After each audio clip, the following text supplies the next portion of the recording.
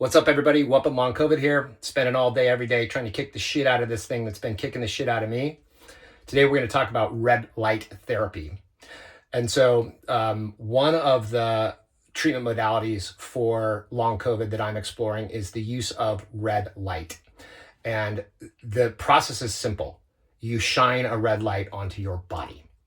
And this is widely understood. There is a ridiculous amount of scientific background on this, over 350 studies that have looked at this, and there's no question that there is direct therapeutic benefit to exposing yourself to red light. And really what that does is it does two things. The first thing is it increases mitochondria function and effectiveness and efficiency.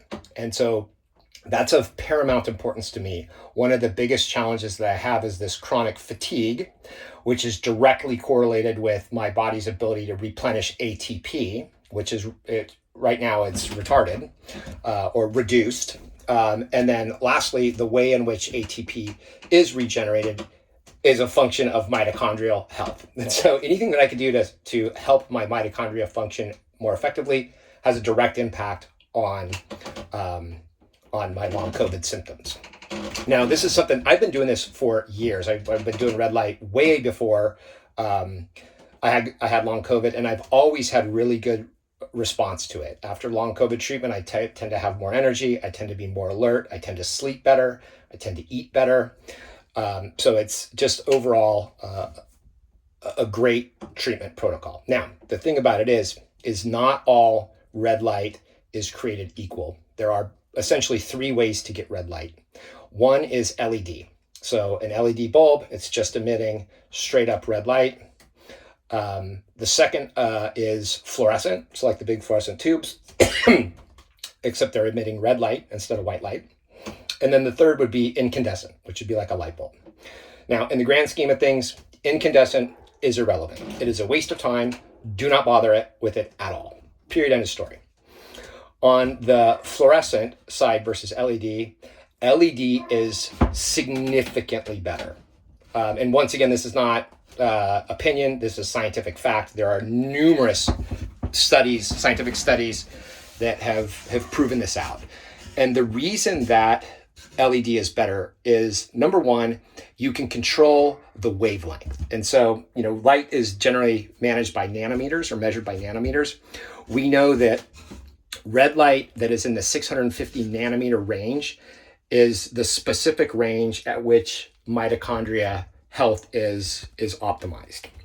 And we know that red light that's in the wavelength of 800 nanometers is optimal for increasing blood flow. And obviously we also want to increase blood flow because we're trying to fight this infection. So the more circulation optimization you've got, the better you'll be able to fight this off. With LED sources, you can control that very precisely. Also, LED is directional, so you can focus it on a particular area, whereas fluorescent is 360. Once it comes out of the bulb, it kind of goes and diffuses in all directions, so you have less ability to control it. So we prefer LED over fluorescent. Now, the next thing that we need to worry about is the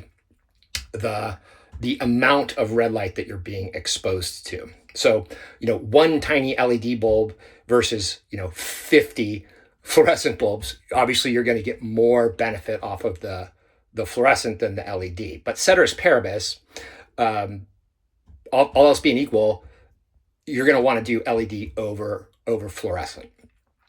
And the next dimension to this is the proximity. So the closer you are to the red light source, the more penetration you're going to get into your skin. And ideally, if it's in the 850 nanometer range, you're going to get actually more deep tissue penetration as well. So you want to kind of be right up against it. And then the last dimension to this is the length of time, the duration that you're exposed to the red light. So, 20 minutes is better than 10 minutes. 60 minutes is better than 20. So the question is, how do you do it? Well, the very best solution by far is a tanning bed. And so if you think about a tanning bed, number one, your entire body is exposed to the red light. all of it. And so you're hitting all of your cells simultaneously. Number two, the proximity is very close. You're talking about, you're this far away from the light source on both sides. So it is right there up against your skin. It's going to be penetrating deep. And third, from a duration perspective, you can control the level of time that you want to spend. You want to spend an hour in there, you want to spend 10 minutes.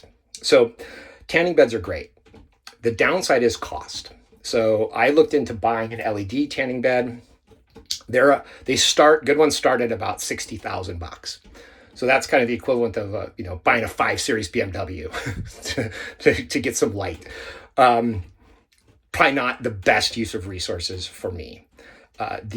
You can also buy fluorescent tanning beds. They're kind of in the $4,000 to $8,000 range, but as I mentioned before, the utility of it is greatly diminished. One of the things that you can do is oftentimes, like performance spas or physical therapy places or human performance labs will have solutions that you can go and pay on a by use basis. When I lived in Southern California, there was an LED tanning bed not too far from my house, about a 20-minute drive. And, I'd go there and I'd spend $60 for a 1-hour session. Always felt like it was a worthy, investment of time and money. Definitely got benefits out of it. Moving to the East Coast, I don't have that option now near me. There is a performance lab near me that has a red light wall that you can stand in front of, and that's okay. You certainly are getting, oops, just turned off on me. You're certainly getting the benefit, but perhaps not quite as much of it. What I have done is I purchased this unit. And so this unit it's a little wall. It's about 3.5 feet tall. It's about 12 inches wide. That unit was about $1,500. I have contemplated buying some more of these. It's just truly comes down to a question of what's the optimal use of resources at any given time. I am getting some benefit out of this as it is. There are some downsides. So one downside is it's only hitting the right side of my body based on where I have it. So I do kind of try to rotate around and put my back to it. So I am trying to expose more skin to it, but it's never hitting my legs unless I put my legs up on this bench.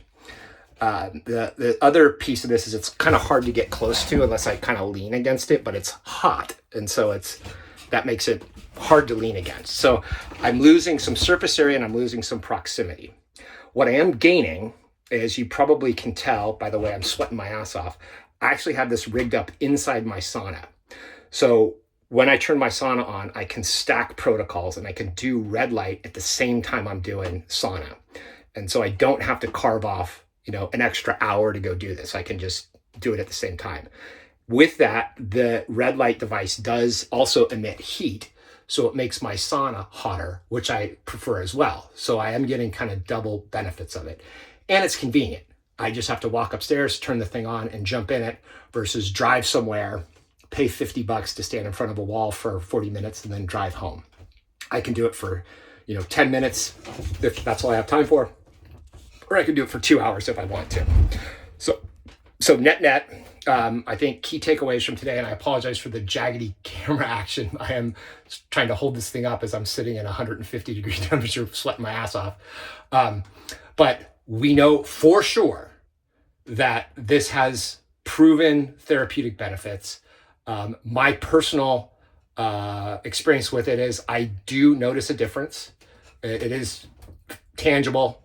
When I don't do it, I can tell the difference as well. And it's convenient. So figure out a way to do it. Look into, if you want to buy stuff at home, there's, you can buy devices that are $100 all the way up to 100,000, and with various, pros and cons. It's just a matter of what is your appetite for spend. So that's it. Let's keep whooping long COVID. Later, guys.